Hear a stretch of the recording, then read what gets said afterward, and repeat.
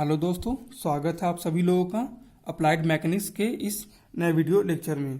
तो आज का जो लर्निंग आउटकम होगा वो होगा what is resultant of system of forces. हम लोग समझेंगे कि अगर किसी बॉडी पे सिस्टम ऑफ फोर्सेस लग रहे हैं तो उसका रिजल्टेंट क्या होता है, इसकी डिफिनीशन समझेंगे क्या होता है आखिरकार।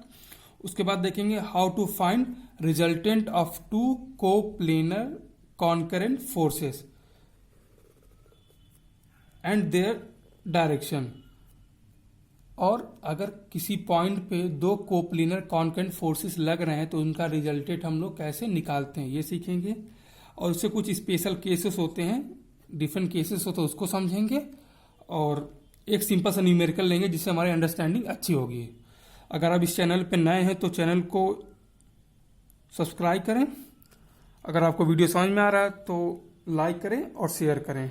हाँ, और आप जब इसको पढ़ें तो एक नोटबुक जरूर रखें जिससे जो मैं बता रहा हूँ कुछ इंपॉर्टेंट पॉइंट्स होते हैं जो मैं इसमें बताऊंगा और इसको मैं समय ज़्यादा ना होने की वजह से मैं इसको लिख नहीं पाऊंगा, तो आप लोग इसको नोट कर लीजिएगा। राइट, तो चलिए शुरू करते हैं। तो रिजल्टेंट होता क्या है? It is the force which replaces all the forces acting on a body without affecting the external effect on the body। कहने का मतलब है कि अगर मान लीजिए हमारे पास कोई रिजिड बॉडी है। रिजिड बॉडी क्या होती है? रिजिड बॉडी वो बॉडी होती है कि अगर उस बॉडी पे दो पॉइंट लिया जाए तो उनके बीच की जो डिस्टेंस वो कभी भी चेंज नहीं होगी, चाहे आप जितने बल और चाहे जितने बड़े मैग्नीट्यूड का लगा लीजिए। ठीक है, तो ये रिजिड बॉडी है। तो मान लेते हैं हमारे पास ये रिजिड बॉडी है, उसके बाद डिफरेंट फोर्सेस लग रहे हैं F1, F2, F3, F4। और सब मान लेते हैं ये body F1 acceleration A1, A2, A3, A4 acceleration produce हो रहा है। तो अगर हमें इस बॉडी के मोशन को स्टडी करना है तो होगा क्या, या क्या करना पड़ेगा हमें? F1, F2, F3, F4 को इंडिविजुअली स्टडी करना पड़ेगा। जिससे होगा क्या जो हमारा प्रॉब्लम है थोड़ा कॉम्प्लिकेट हो जाएगा। क्यों? क्योंकि हमें इंडिविजुअली सबको स्टडी करना पड़ेगा, तब जाके हम इसके एग्जैक्ट मोशन को प्रेडिक्ट कर सकते हैं। या फिर हम लोग क्या करें, इस पूरे सिस्टम ऑफ फोर्सेस को रिप्लेस कर दें एक इक्विवेलेंट फोर्स से। राइट, इसको बोलते हैं, इन सब का रिजल्टेंट बोलते हैं। इसकी खास क्या बात होती है, अगर ये फोर्स अगर इस बॉडी पे लगेगा तो जितना जो इफेक्ट ये सब मिलके प्रोड्यूस कर रहे थे, जो एक्सटर्नल इफेक्ट ये जितने फोर्स है मिलके प्रोड्यूस कर रहे थे वही एग्जैक्ट इफेक्ट यही प्रोड्यूस करेगा। तो इसको हम लोग बोलेंगे कि ये रिजल्टेंट है इन सभी सिस्टम ऑफ फोर्सेस का। राइट, तो ये हमारा रिजल्टेंट है सिस्टम ऑफ फोर्सेस का। तो आगे चलते हैं। अब देखते हैं law of parallelogram of forces, बलों के समांतर चतुर्भुज का नियम। बहुत ही इंपॉर्टेंट है आपके एग्जाम पॉइंट ऑफ व्यू से भी। और आगे इसका आप कोई भी अगर आप मैकेनिकल और सिविल इंजीनियर के स्टूडेंट हैं तो ये आपको जब तक आप पढ़ेंगे कहीं ना कहीं आपको देखने को जरूर मिलेगा, चाहे सोम है, चाहे मॉस हो, चाहे फ्लूइड मैकेनिक्स हो, हर जगह आपको देखने को मिलेगा। तो इसको आप लोग ध्यान से पढ़िएगा। राइट, इसका स्टेटमेंट क्या है? If two forces acting on a particle be represented in magnitude and direction by the two adjacent sides of a parallelogram drawn from that point, their resultant is represented in magnitude and direction by the diagonal of the parallelogram drawn from the same point। कहने का क्या मतलब है कि मान लीजिए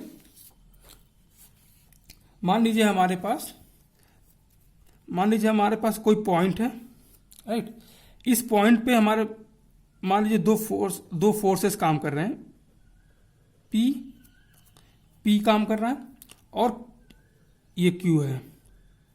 ठीक है, और ये किसी एंगल पे काम लगे हुए हैं, इनके बीच का जो एंगल है वो थीटा है। तो अगर हमसे कोई पूछे कि इनका रिजल्टेंट बताइए, find resultant of P and Q, तो आप लोग इसको कैसे निकालेंगे?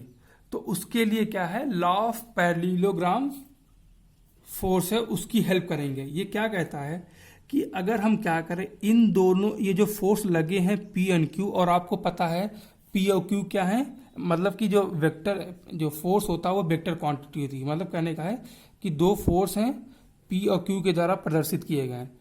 तो इनका रिजल्टेंट निकालने के लिए लॉ ऑफ पैरेललोग्राम यूज करेंगे फोर्सेस का। तो क्या कहता है कि मान लीजिए इन फोर्सेस को अगर हम एक पैरेललोग्राम के साइड से रिप्रेजेंट करें, मान लीजिए ये फोर्स P है, इसको हम पैरेललोग्राम के एक साइड से रिप्रेजेंट करते हैं। ये फोर्स Q है, उसको पैरेललोग्राम के दूसरे साइड से रिप्रेजेंट करते हैं, राइट। और क्या करते हैं, इनको हम लोग एक पैरेललोग्राम बना देते हैं यहां से। तो इन दोनों का जो रिजल्टेंट होगा वह इसके डायगोनल से रिप्रेजेंट किया जाएगा, राइट। ये तो फिर से देख लेते हैं, किसी पॉइंट पे दो फोर्स लगे हैं P and Q, theta angle पे लगे हैं, इनका हमें रिजल्टेंट निकालना है। तो रिजल्टेंट निकालने के लिए लोग क्या करते हैं, इन दोनों फोर्स को हम लोग पैरेललोग्राम के दो साइड्स एडजेसेंट साइड से रिप्रेजेंट करते हैं, ठीक है। और उनके बीच का एंगल ये थीटा है।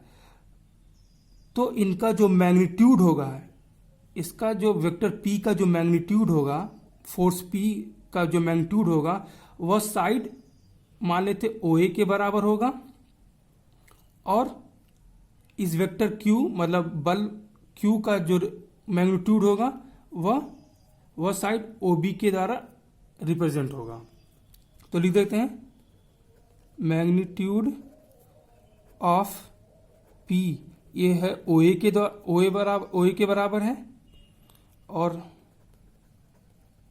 मैग्नीट्यूड ऑफ Q ये बराबर OB के बराबर है, और इसको पूरा कर देते हैं OABC। अब मैग्नीट्यूड निकालते हैं। अगर हमें मैग्नीट्यूड निकालना है, मैग्नीट्यूड ऑफ रिजल्टेंट R ये बराबर हो जाएगा OC के, राइट। तो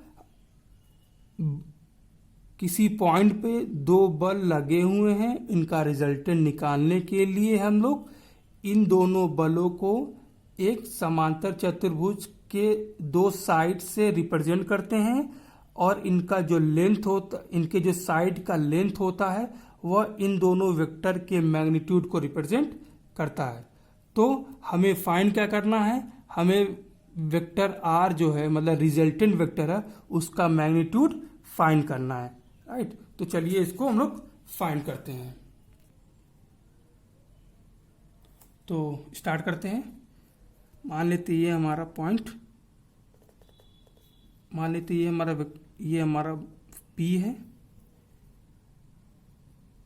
ये Q है, राइट। अब हमको इनका रिजल्टेंट निकालना, तो हम लोग क्या करना पड़ेगा, एक पैरेललोग्राम कंस्ट्रक्ट बनाना पड़ेगा हमें।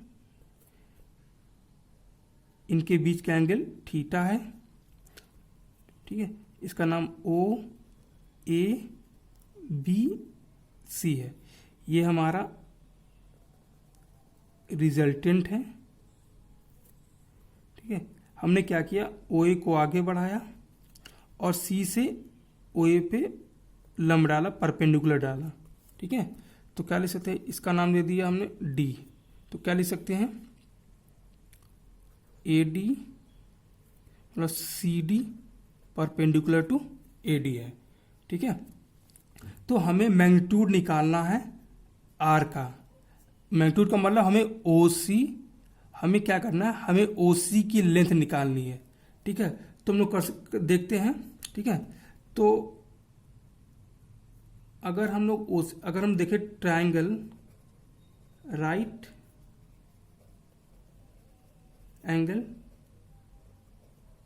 ट्रायंगल OCD में OC सी डी में क्या लिख सकते हैं, ये समकोण त्रिभुज बनना है तो क्या लिख सकते हैं, ओ सी का होल स्क्वायर बराबर, मतलब ओ सी का स्क्वायर बराबर ओ डी का स्क्वायर प्लस सी डी का होल स्क्वायर। इसको इक्वेशन नंबर 1 डाल देते हैं। अब क्या देख सकते हैं, ठीक है, और हमें तो ये करना है। उसके बाद क्या करना है, हम ओ डी को लिख सकते हैं, ओ डी को लिख सकते हैं O A plus A D लिख सकते हैं। ओ डी बराबर ओ ए प्लस ए डी। ये एंगल थीटा है तो ये एंगल कितना हो जाएगा, थीटा हो जाएगा, राइट। आपको पता होना चाहिए ये दो लाइन अगर पैरेलल हैं, अगर इनके बीच का एंगल सेम, दो पैरेलल लाइंस हैं और उन दो पैरेलल लाइंस हैं अगर सेम बेस में है तो उनके बीच का एंगल सेम रहता है। तो ये जो साइड है ये इसके पैरेलल है, ये साइड इसके पैरेलल है, ठीक है। तो ये दोनों एक दूसरे के पैरेलल हैं, ठीक है। तो इस बेस के साथ ये एंगल थीटा होगा, इस बेस के साथ ये एंगल भी थीटा होगा। ये हमारा क्यू है। अगर ओ बी हमारा क्यू है तो ए सी हमारा कितना हो जाएगा, ये भी हमारा क्यू हो जाएगा, ठीक है। तो क्या लिख सकते हैं, तो ओ बी पैरेलल ए सी है, ठीक है। तो क्या लिख सकते हैं, ओ बी बराबर ए सी बराबर क्यू, ठीक है। और क्या लिख सकते हैं, ए सी बराबर आपको आर, ये रिजल्टेंट इसको निकालना ही है, ठीक है। अब क्या करते हैं, right angle triangle A C D से, इससे क्या मिलेगा हमको, देखिए क्या मिलेगा, क्या लिख सकते हैं हम लोग, हम लिख सकते हैं कॉस थीटा बराबर क्या लिख सकते हैं हम लोग, ट्रायंगल ए सी डी में कॉस थीटा बराबर क्या लिख सकते हैं, ए सी, ठीक है भाई, ए डी। तो ए डी आपका कितना आ गया, ए डी आपका क्या आ गया, ए सी कॉस थीटा, ठीक है। और ए डी, ए सी कितना है, ए सी आपका जो ओ सी होगा, सॉरी यहाँ पे ओ सी जो है, ओ सी ये आर के बराबर होगा, ठीक है। और ए सी आपका ए सी ये आपका क्यू के बराबर होगा, ठीक है। तो ए डी बराबर हो जाएगा ए सी कॉस थीटा, तो ए सी की जगह हम लोग क्यू लिख सकते हैं, ये हो जाएगा हमारा कॉस थीटा, इसको लिख लेते हैं हम लोग, ठीक है, ये होगा।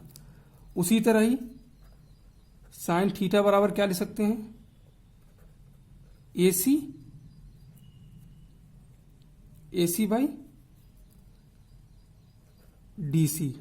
तो this implies that D C बराबर ए सी साइन थीटा और डी सी बराबर क्यू साइन थीटा, क्योंकि ए सी का मान क्यू के बराबर है, ये होगा, ठीक है। तो यहां से हम लोगों ने ए सी निकाल लिया, डी सी निकाल लिया। अब क्या करते हैं, क्या लिख सकते हैं, तो ओ सी का होल स्क्वायर बराबर ओ डी को हम लिख सकते हैं O A plus A C, O A plus O D को लिख सकते हैं हम लोग O A plus A D, sorry, ठीक है, ए डी का whole square plus C D का होल स्क्वायर। तो इसको लिख सकते हैं O A whole square plus A D का whole square plus 2 O A into A D plus C D का होल स्क्वायर। यहां से अब रिप्लेस करते हैं हम लोग, ओ सी को हम लिख सकते हैं आर का स्क्वायर, ओ ए को लिख सकते हैं P square plus A D को लिख सकते हैं हम लोग, ए डी को लिख सकते हैं क्यू कॉस थीटा। तो इसका स्क्वायर करना है तो Q square cos square theta हो जाएगा प्लस 2 ए ओ या फिर ओ ए सेम है, 2 P into A D AD को क्या लिख सकते हैं हम लोग, एडी को लिख सकते हैं हम लोग Q cos theta, Q cos theta, plus CD को क्या लिख सकते हैं, सीडी या फिर डीसी क्यू साइन थीटा, और इसका स्क्वायर करना है तो Q square sine square theta. अब आर स्क्वायर बराबर क्या लिख सकते हैं, पी स्क्वायर प्लस यहां से देखिए Q cos square theta, Q sine square theta, Q square common ले लेते हैं तो बचेगा क्या, cos square theta plus sine square theta plus 2pq cos theta. और हमें पता है कि cos square theta plus sine square theta बराबर 1 होता है, तो आर स्क्वायर बराबर P square plus Q square, इसका 1 हो जाएगा, प्लस 2pq कॉस थीटा। तो आर का जो मान होगा P square plus Q square plus 2pq cos theta, ये हमारा क्या होगा, ये हमारा रिजल्टेंट होगा, resultant of P and Q, P और क्यू का परिणामी। ठीक है, तो यहां से हमारा जो दो बल थे पॉइंट ओ पे लग रहे थे उनको हमने क्या किया, उनका रिजल्टेंट निकाल लिया। ठीक है, अब क्या करते हैं, हमें इसका रिजल्टेंट की डायरेक्शन निकालनी है।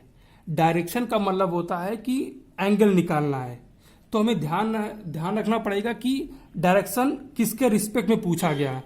मान लेते हैं कि हमें डायरेक्शन निकालना है बल P की डायरेक्शन से, ये बल P की डायरेक्शन है, वहां से हमको मान लेते हैं ये एंगल अल्फा है निकालना है। ठीक है, तो क्या कर सकते हैं,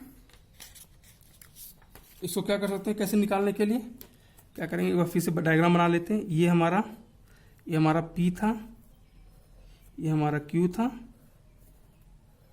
ये था, ये एंगल थीटा था, ये हमारा रिजल्टेंट था, ये एंगल अल्फा है, ये हमारा ये जो साइड थी ये Q कॉस थीटा है, ये साइड जो Q साइन थीटा है।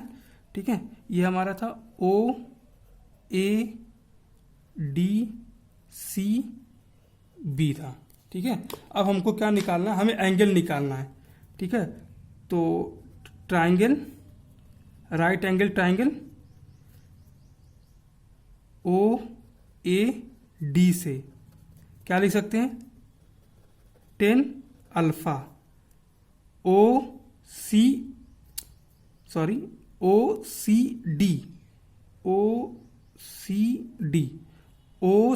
डी से क्या लिख सकते हैं, 10 अल्फा बराबर D C upon O D, D C upon O D.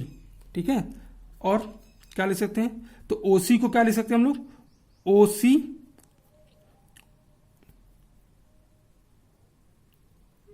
कुछ गड़बड़ हो गया, ओ सी ये डी सी सही है, कोई गड़बड़ नहीं है। 10 अल्फा बराबर D C upon O D, तो डी सी आपका है, तो दिस इंप्लाइज दैट 10 अल्फा बराबर डी सी क्या है, Q sine theta upon O D क्या है, ओ डी को लिख सकते हैं हम लोग O A plus A D.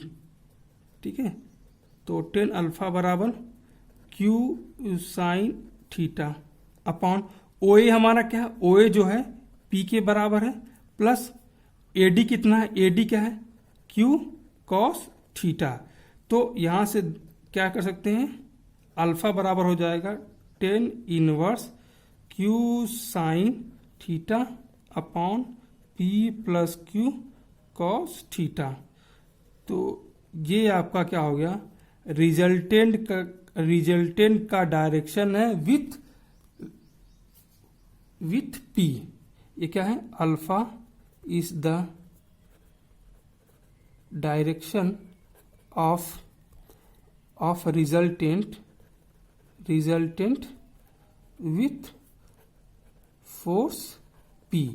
तो ये आपका क्या निकल के आ गया, ये आपका क्या हो गया, ये डायरेक्शन निकल के आएगी रिजल्टेंट की, ठीक है।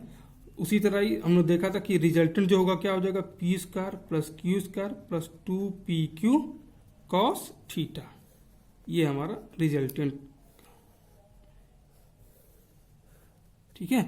तो एक समरी टाइप का देख लेते हैं कि मान लीजिए अगर किसी पॉइंट पे दो फोर्स लगे हों, पी और क्यू लगे हों, और इनके बीच का एंगल अगर थीटा हो, तो इनका जो रिजल्टेंट होगा वो क्या होगा, P square plus Q square plus 2pq cos theta होगा, ठीक है। ठीक है, अगर आपसे कोई पूछे कि रिजल्टेंट की डायरेक्शन बताइए विथ डायरेक्शन ऑफ पी, तो ये जो रिजल्टेंट होगा उसका जो डायरेक्शन होगा अल्फा होगा, तो 10 अल्फा बराबर हम लोग क्या लिख सकते हैं,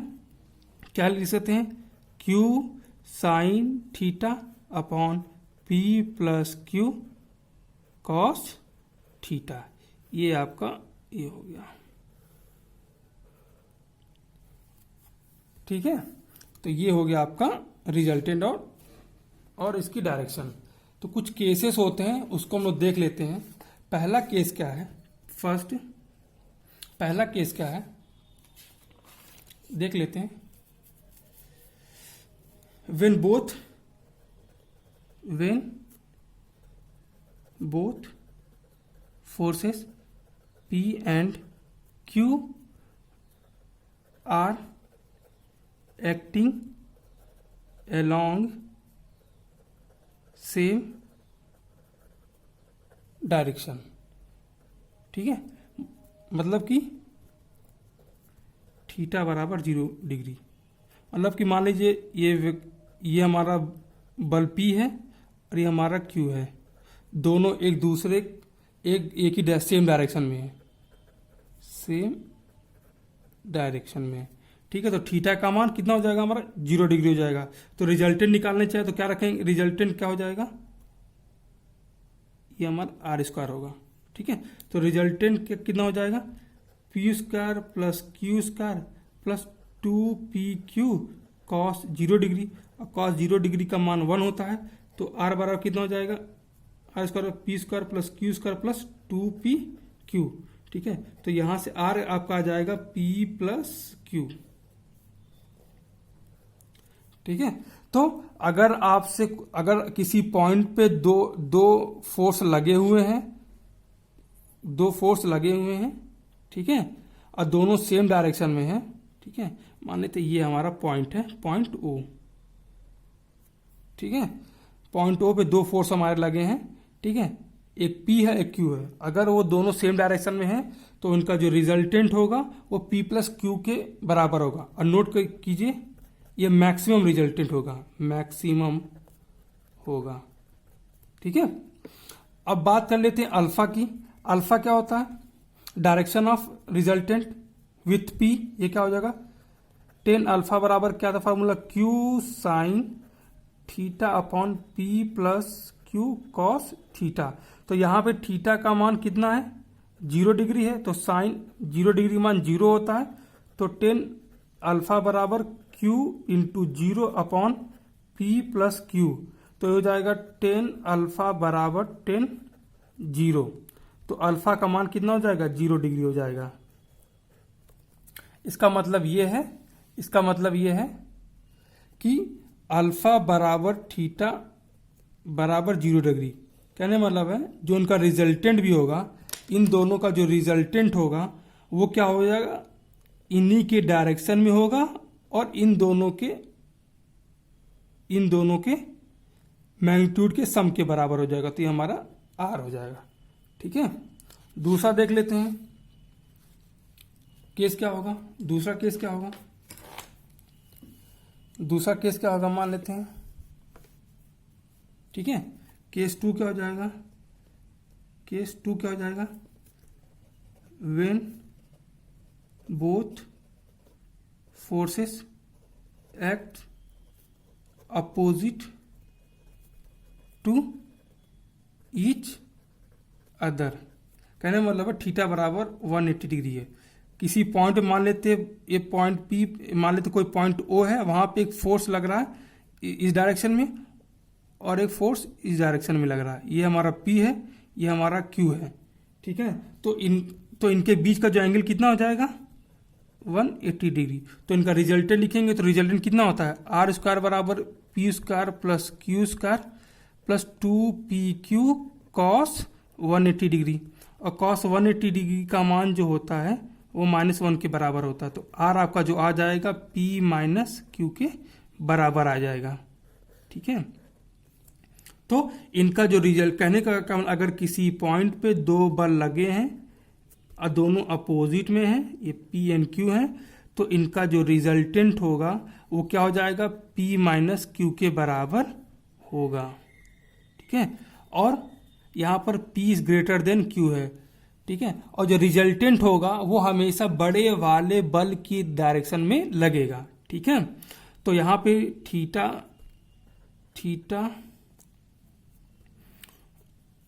थीटा का मान 180 डिग्री होगा। तो अल्फा का मान कितना हो जाएगा 0 डायरेक्शन में, ठीक है, 0 डिग्री होगा, ठीक है।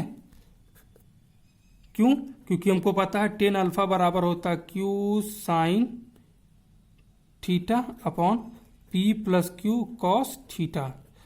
Q sine 180 degree P plus Q cos 180 degree. और साइन 180 का मान जो होता है वो 0 के बराबर होता है। तो टेन अल्फा बराबर 0 डिग्री 0, इसका मतलब होगा टेन अल्फा बराबर 0 डिग्री अल्फा बराबर 0।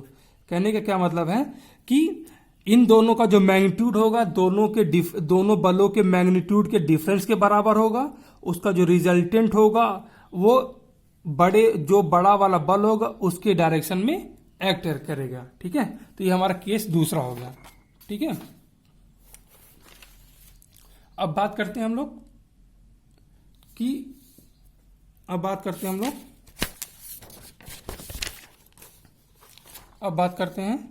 कि मान लीजिए कि दोनों बल एक दूसरे के, एक साथ केस 3 होगा, एक दूसरे के लंबवत हैं, ठीक है। ये पॉइंट O है, ये हमारा P है, ये इनके बीच का एंगल कितना है और 90 डिग्री है, थीटा बराबर 90 डिग्री। तो क्या हो जाएगा हमारा, तो क्या कर सकते हैं, इसका रिजल्टेंट कितना हो जाएगा आर स्क्वायर बराबर P square plus Q square plus 2pq cos 90 degree. और कॉस 90 डिग्री का मान 0 होता है।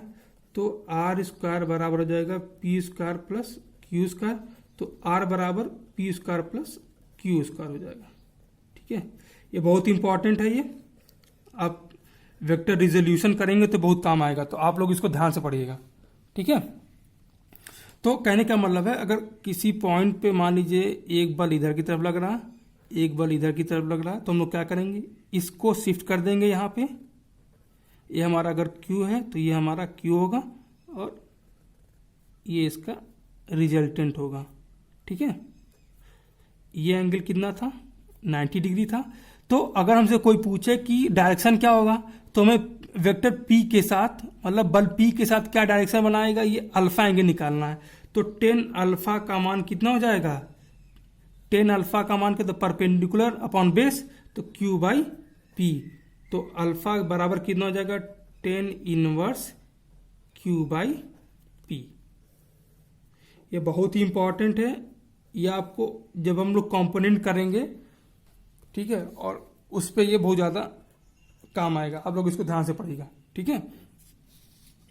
एक केस और देख लेते हैं, केस 4, ठीक है। मान लेते हैं P बराबर Q मान लेते कोई नंबर है, ठीक है, P बराबर Q है, ठीक है, P और Q दोनों बराबर हैं, ठीक है। तो क्या लिख सकते हैं हम लोग, तो इनके बीच का एंगल कितना होगा, ठीक है। इनके बीच का एंगल नहीं, मतलब कि मान लीजिए इनके बीच का एंगल थीटा है, ठीक है। तो ये हमारे पास मान लीजिए P है, ये P है, ये Q है और दोनों बराबर हैं, ठीक है। इनके बीच का एंगल थीटा है और इनके बीच ये इसका रिजल्टेंट होगा। ये एंगल अल्फा है, ठीक है। तो क्या लिख सकते हैं, टेन अल्फा क्या लिख सकते हैं हम लोग, हमको फार्मूला पता है, Q sine theta upon P plus Q cos theta. यहाँ पे पी बराबर क्यू के हैं, तो क्या लिख सकते हैं, टेन अल्फा बराबर P sine theta P plus P cos theta. P common ले लेते हैं, तो टेन अल्फा बराबर हो जाएगा साइन थीटा अपॉन, ठीक है, 1 प्लस कॉस थीटा। ये हमारा पी निकल के आएगा, ये पी कैंसिल हो जाएगा, तो टेन अल्फा बराबर हो जाएगा साइन थीटा अपन 1 प्लस कॉस थीटा हो जाएगा, ठीक है। और हमको पता है कि साइन थीटा बराबर होता है 2 sine theta by 2 into cos theta by 2, और कॉस थीटा बराबर होता है कॉस थीटा बराबर 2 cos square theta by 2 minus 1। यहाँ पे पुट करते हैं, तो टेन अल्फा बराबर 2 sine theta by 2 into cos theta by 2, 1 plus 2 cos square theta 2 by minus 1। ये प्लस 1 माइनस 1 कैंसिल हो गया, ये 2 से 2 कैंसिल हो गया, ये कॉस एक बच गया यहाँ पे, तो बचा क्या, टेन अल्फा बराबर sine theta by 2 upon cos theta by 2। तो ये हो जाएगा 10 थीटा बाई 2, तो 10 अल्फा बराबर 10 थीटा बाई 2, तो अल्फा बराबर कितना हो जाएगा, थीटा बाई 2, ठीक है। तो ये हमारा 10 थीटा जो अल्फा है वो थीटा बाई 2 के बराबर होगा। तो कहने क्या मतलब है कि अगर मान लीजिए किसी पॉइंट पे दो बल लगे हैं, मान लीजिए ये पॉइंट हमने ओ लिया, इस पे दो बल, दोनों के मैग्नीट्यूड अगर सेम है, तो इसका क्या मतलब है कि इनका जो रिजल्टेंट होगा, इसका जो रिजल्टेंट होगा वो इस एंगल को दो बराबर भागों में विभाजित करेगा। तो ये हमारा थीटा बाई 2 होगा, तो ये भी कितना